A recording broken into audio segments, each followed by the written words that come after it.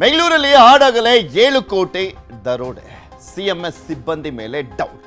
ಕಳ್ಳರ ಟೀಮ್ ಹಿಂದೆ ಯಾರಿದ್ದಾರೆ? ದರೋಡೆಗೆ ಹೇಗಿತ್ತು ಪ್ಲಾನ್? ಪೊಲೀಸರಿಗೆ ಸಿಕ್ಕ ಕ್ಲೂ ಆದ್ರೂ ಏನು? 7 ಕೋಟಿ ದರೋಡೆ, 16 ಅನುಮಾನ.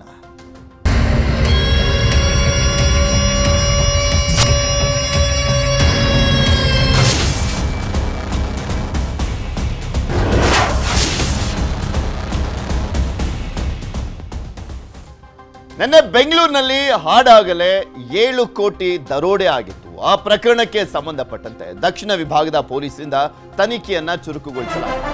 3-4 ತಂಡಗಳಿಂದ ರಾಬರಿ ಗ್ಯಾಂಗಿಗೆ ತಲಾಶನ್ನ ಮಾಡಲಾಗ್ತಾ ಇದೆ. 7 ಕೋಟಿ ದರೋಡೆ ಪ್ರಕರಣಕ್ಕೆ ಸಂಬಂಧಪಟ್ಟಂತೆ 3-4 ತಂಡಗಳಿಂದ ರಾಬರಿ ಗ್ಯಾಂಗಿಗೆ ತಲಾಶನ್ನ ಮಾಡಲಾಗ್ತಾ ಇರುವಂಥದ್ದು. ಬೇರೆ ಬೇರೆ ರಾಜ್ಯಗಳಿಗೂ ಹೋಗಿ ಕೂಡ ಹುಡುಕುವಂತ ಕೆಲಸವನ್ನ ಮಾಡಲಾಗ್ತದೆ.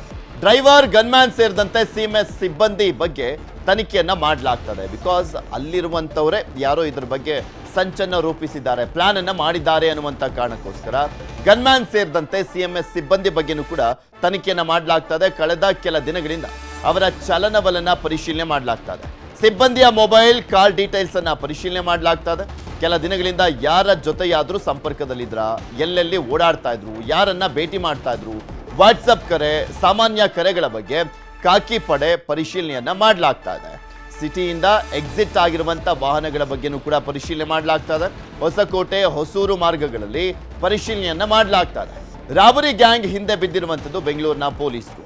ಅವ್ರಿಗೂ ಕೂಡ ಒಂಥರ ಚಾಲೆಂಜ್ ಇದು. ಯಾಕಂದ್ರೆ ಬೆಂಗಳೂರಿನಲ್ಲಿ ಈ ರೀತಿಯಾದಂಥ ಒಂದು ದರೋಡೆ ಪ್ರಕರಣ, 7 ಕೋಟಿಯಷ್ಟು ಹಾಡಾಗಲೇ ದರೋಡೆ ಪ್ರಕರಣ ಇತ್ತೀಚಿನ ದಿನಗಳಲ್ಲಿ ಇದೇ ಫಸ್ಟ್ ಟೈಮ್. ಸೊ ಹೀಗಾಗಿ ಪೊಲೀಸರಿಗೆ ಇದೊಂದು ಚಾಲೆಂಜ್. 3-4 ಟೀಮನ್ನು ರಚನೆ ಮಾಡಿಕೊಂಡು ತನಿಖೆಯನ್ನ ಮಾಡ್ತಾ ಇದ್ದಾರೆ.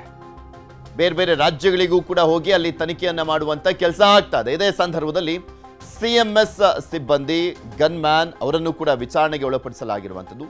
ಅವರ ಕಾಲ್ ಡೀಟೇಲ್ಸ್, ಅವರ ಕಾಲ್ ಹಿಸ್ಟ್ರಿ ಇವೆಲ್ಲವನ್ನು ಕೂಡ ಪಡ್ಕೊಳ್ಳಲಾಗ್ತದೆ. ವಾಟ್ಸಪ್ ಕಾಲ್ಗಳ ಬಗ್ಗೆನೂ ಕೂಡ ನಿಗಾವಹಿಸಲಾಗಿದೆ. ಅದ್ರ ಬಗ್ಗೆನೂ ಕೂಡ ಮಾಹಿತಿಯನ್ನು ಕಲೆಕ್ಟ್ ಮಾಡಲಾಗ್ತದೆ. ಬಿಕಾಸ್ ವಾಟ್ಸಪ್ ಕಾಲ್ನ ಯಾರ್ಯಾರಿಗೆ ಮಾಡಿದ್ರು, ಅದರಲ್ಲಿ ಮಾತನಾಡಿದ್ರೆ ರೆಕಾರ್ಡ್ ಆಗೋದಿಲ್ಲ ಅನ್ನುವಂಥದ್ರ ಬಗ್ಗೆನೂ ಕೂಡ ಕೆಲವರು ಐಡಿಯಾ ಉಪಯೋಗಿಸಿರ್ತಾರಲ್ಲ.